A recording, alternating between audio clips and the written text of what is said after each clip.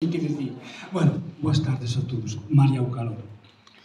Como socio integrante do Instituto de Estudios Valdeorreses, correspóndeme, pois, hoxe, a moi alta honra de participar neste acto da presentación da obra Quereño, un pobo singular, da que é autor o bello, ben querido e admirado amigo Toño, co que comparto o moi distinguido título de membro de mérito desta prestixiosa institución valdeorresa. Como somos moitos os que imos falar, procurarei poñerlle coto a grande morea de ideas que nestes intres loitan por formar parte concreta das miñas palabras.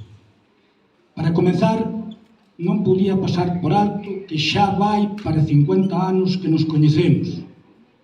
E o coñecemento foi nos dous mellores sitios onde se coñecen as persoas. Según aquel dito castellano, en la mesa e en el juego se conoce al caballero. Pois foi en ambos os dous sitios onde tivo lugar o noso coñecemento. Primeiro, como xa mentou Toño, o domingo 22 de abril de 1973, xogando co equipo de fútbol de Sobradelo, Mercenarios, contra o de Éntoma no campo dos Pinos, onde gañamos 3-1. Toño, como líbero, formaba con Mino Alonso e comigo a defensa do equipo de Sobradelo, ao mesmo tempo que era o capitán, que, por certo, todos envexamos cando subiu ao palco da orquesta a recibir o trofeo e dous bicos da raíña das festas, que era Tita Fidalgo miña paisana, filla de Baltasar Fidalgo Cufipe. Despois, tocou a mesa da cena no restaurante do Ríos, onde, ademais de cear ben, tranquila, repousadamente, podemos intercambiar ideas e pareceres. A impresión desta coñecencia debeu de ser para min moi forte, porque ao día seguinte, lunes, custoume un ril coller o tren e arrincar para Salamanca, que era onde naquela universidade estudiaba. O que veu despois é un longo espacio de tempo de 10 anos de duro estudio que pasei nas universidades de Regensburg e Múnich, cando estive de volta un día do ano 1984, o chorado e venerado maestro don Tomás Terrón Mendaña díxome que tiñamos que visitar a un amigo de Quereño que acababa de rematar unha tesiña de licenciadura na Universidade de Santiago sobre o Santuario das Ermitas.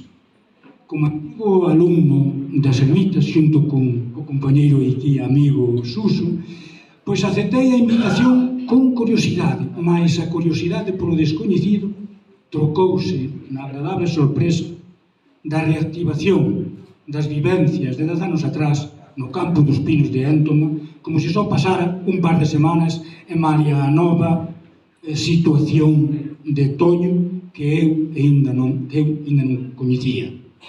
A partir de entón, pude seguir a febril actividade intelectual, organizativa e publicística de Toño como presidente da sección de Historia do Instituto de Estudios Valdeorreses ao redor de 16 anos.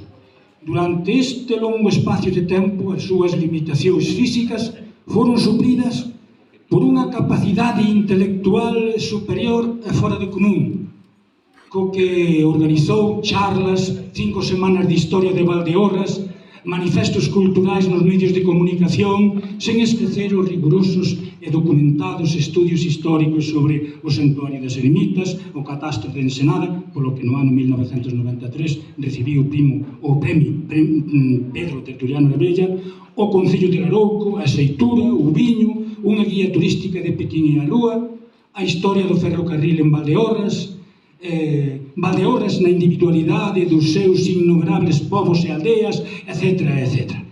A tenor de todo isto, creo que non falto á verdade se digo que, gracias a Toño, o Instituto de Estudios Valdeorreses acadou unha época douradísima que non vai a ser doado que se volva a repetir. Será outra máis ou menos esplendorosa, pero como a que protagonizou e coliderou Toño, coido que vai ser imposible. Como non podía ser de outro xeito, tales abundosos e sobresaíntes méritos non podían quedar sin o seu debido e xusto recoñecemento. Así que no ano 1998, creo que digo ben, a Toño concedeuselle o título de membro de mérito do IEV, letra A da palabra Valdeorras, que é o galardón máximo de tal institución. Amigo Toño, con isto xa remato, xa queda conforme o amigo José María. Estou convencido que a Nosa Señora das Ermitas che seguirá dando aquelas forzas que facían decir ao amigo común, o machorro de Villa de Quinta: Toño, e que botaba unha blasfemia: eres como os estedullos de dianteira, doblan pero non rachan. Noraboa e moitísimas gracias.